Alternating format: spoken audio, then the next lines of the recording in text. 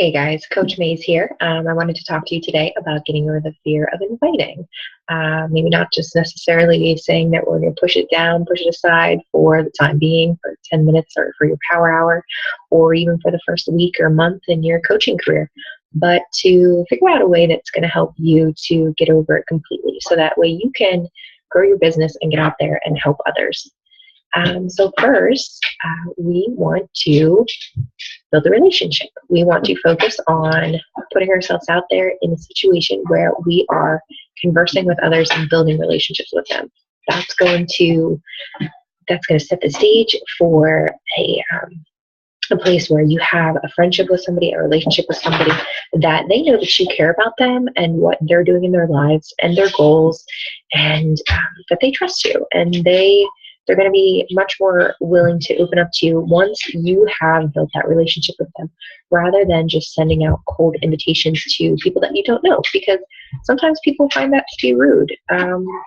It's better if you get to know the people, do a little research on, if you're using Facebook as your social media venue, then to, check out their page, find out what they're doing, get to know them, and then start messaging them and talk to them about their life.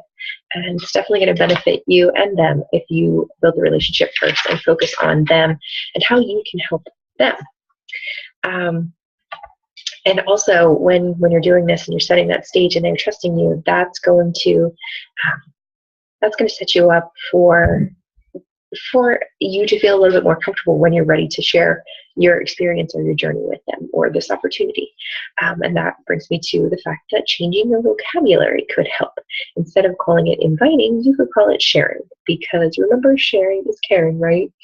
That sometimes makes it a little bit softer, a little bit easier to sit down and get those invites out if you consider it sharing. You're sharing your journey and you're sharing this amazing opportunity with other people.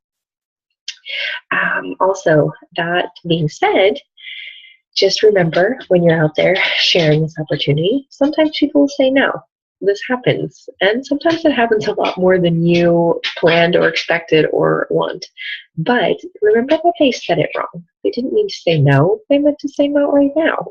Some people will say not right now, but some will say no. And if they give you just a blatant, flat out no, and necessarily don't give you a reason, you can kind of let it go for a little while. When they say not right now, that leaves the door open for you to come back and check in with them later. Maybe a month down the road, 2 months, 6 months, whatever it is. Maybe let it go 6 months. Maybe you could, check in with them for the next challenge group, or maybe even ask them. Say, if right now it's not a good time, would you mind if I check back in with you when I start getting people ready for my next challenge group or for my next coaching sneak peek, and whatever it is that you were inviting them to?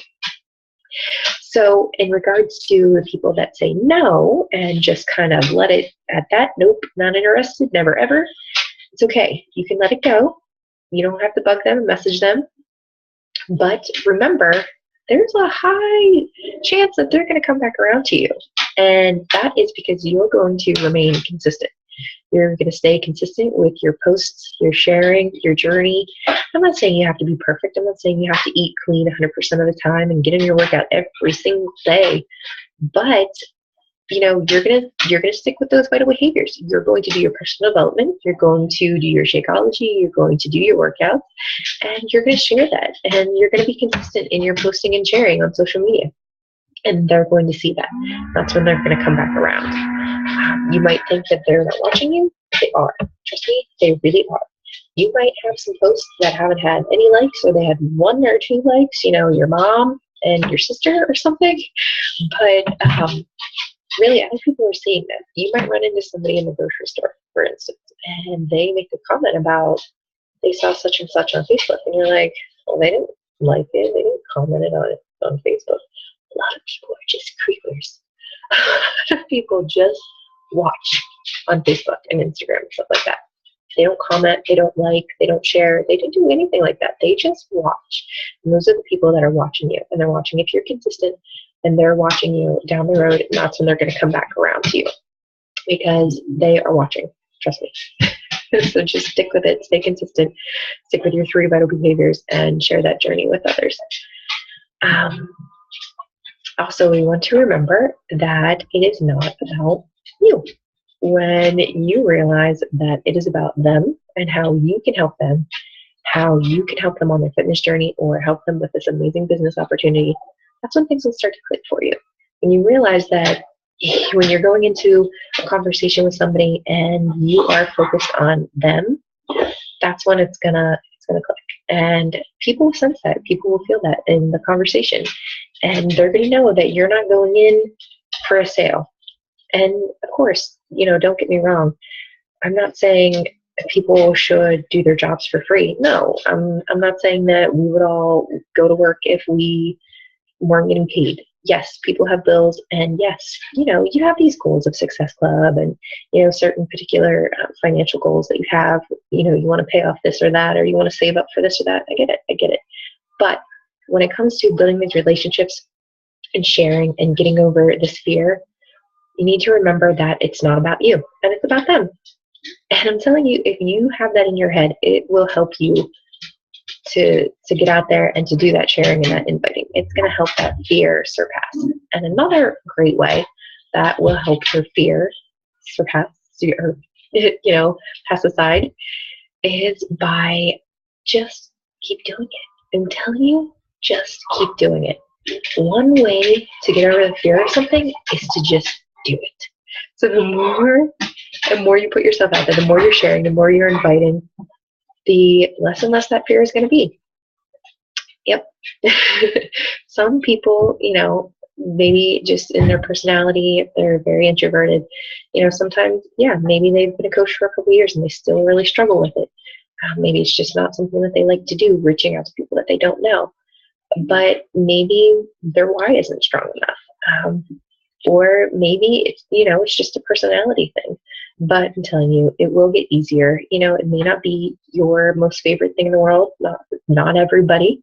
It's not easy for everybody. But some of these things will just help you. So to recap on that, remember to build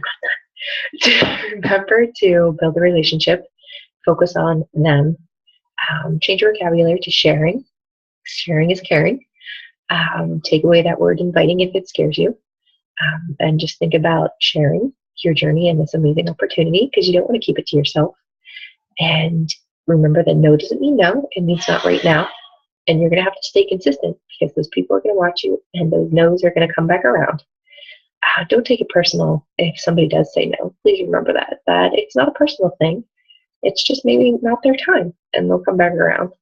So stay consistent, because they're watching. They're always watching. Stick with your 3 vital behaviors. Remain consistent with that. Remain consistent with your posting. Remember, it's about them. It's not about you. It's about how many lives you can change and how many people you can help. And if you're having a high failure rate, that just means that you need to share more, invite more, get out there, talk to more people, build more relationships, and just keep doing it. The more you do it, the easier it's going to get. And lastly, the biggest piece is to remember your why. If your why isn't strong enough to help you get over this fear, it's not a good enough why. You're going to have to go back and you're going to have to reevaluate that, because your why needs to be so strong that it brings tears to your eyes. You have to think about that why and remember, why did I start doing this? What are my goals? Why am I here? What's my point? What is my purpose? And if that why doesn't get to you, you need to reevaluate it, because we're probably all in this in some way to help ourselves, obviously. Yes, we want to help other people too. But what is your why? What is your why deep down? Why are you here? What are your goals? And if they're not strong enough that they make you want to cry, and they're not strong enough that they can help you get over these silly fears of what do people think about me, then you need to find a better why. I'm just going to be honest with you. So that is pretty much it, guys. I hope this helped. Thanks for watching, and please feel free to like and comment and share with your coaches and your teams. Thanks. Have a good one.